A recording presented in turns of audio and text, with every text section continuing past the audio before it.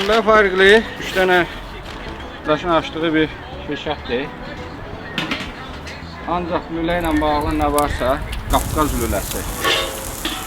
Əsl Qafqaz lüləsini dadmaq istəyirsinizsə, farklının lüləsini dadmalısınız. İndi hələlik lülə kebabdır. Bir də lülə kartoşka. İnşallah lülə chicken, toyuq və lülə balıq.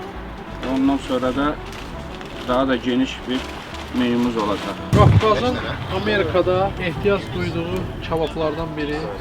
Siz də qərara gəldik ki, bu kebabı təqdim edək burada. Marağa səbəb oldu, çoxlu zənglər olur, çoxlu sifarişlər olur.